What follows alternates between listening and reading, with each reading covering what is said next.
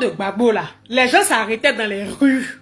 Les gens s'arrêtaient dans les rues, au plateau, Koumassi Inch'Allah, Yopougo, il y avait Sorbonne, il y avait Parlement. Lui là vient son camarade FPI, PDCI, ils s'arrêtent, ils font un débat de politique. Mais aujourd'hui là, faut prendre ton téléphone, mets ta caméra, il faut parler de politique, tu as eu problème. On vient te soulever, on s'en te jeter en prison, ton casier, ton dossier est vide, on te met en prison. C'est en Côte d'Ivoire là. Moi je vois que dans ton dossier, il n'y a rien dedans et puis tu vas en prison. Juste parce que tu as parlé de la politique de ton pays. Donc politique de nous-mêmes, notre pays là, nous on peut plus parler dedans. Ma chérie, tu vois le paradoxe.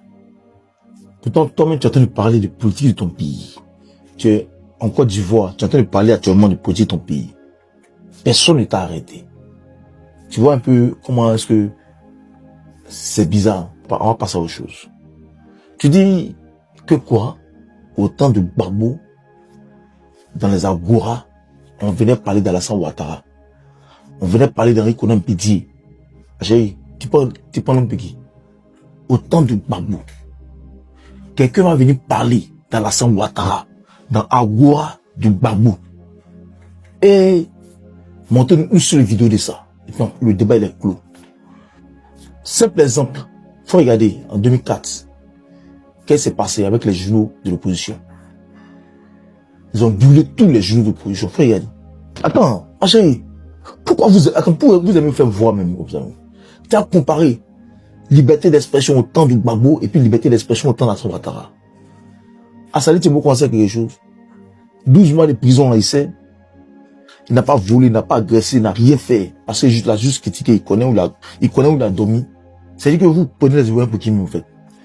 C'est-à-dire que tu n'as pas été apporté voile. Donc, ça va te donner, tu veux te donner une crédibilité. Ma chérie, faut laisser ça. Tant d'ado et puis tant de Gbagbo, il n'y a aucune comparaison en termes de liberté d'expression. Aucune comparaison en termes de liberté d'expression. C'est impossible même. On va prendre les classements. Même dans les classements de Reporters sans frontières. Tu peux pas. C'est-à-dire, on va comparer les classements de Reporters sans frontières du temps de Gbagbo et du temps de Ado. Il n'y a pas match. C'est impossible. C'est sur le temps d'Ado, là. Il y a la prolifération des chaînes de télévision où on crée des débats politiques, où les partis politiques viennent s'exprimer. Alors que tu sais que quand il y a une prolifération des chaînes de télévision dans un pays, c'est la liberté d'expression. Ça, tu sais pas. Autant de Gbagbo. Tu as qu'à de parler à la RTI, Kado.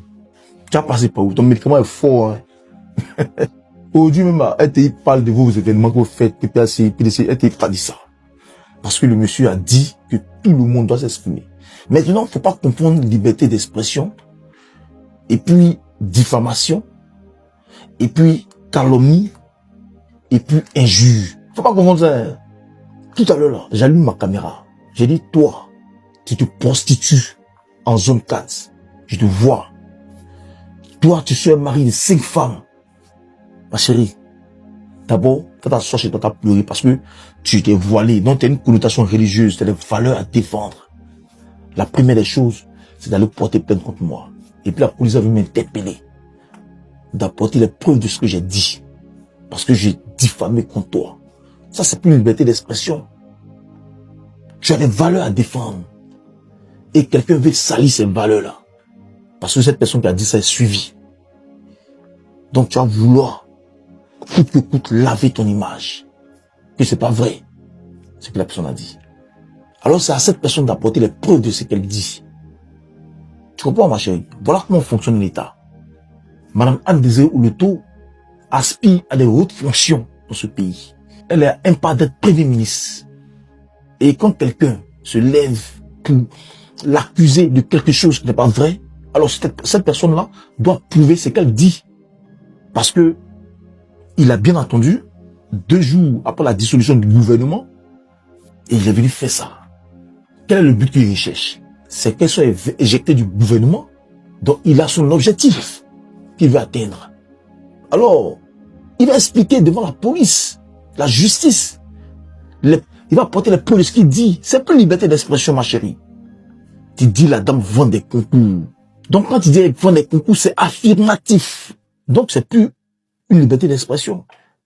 Et c'est pas faire la politique d'expression. On va s'arrêter là. Et je pense qu'en commentaire, les gens te diront ce qui s'est passé en Côte d'Ivoire.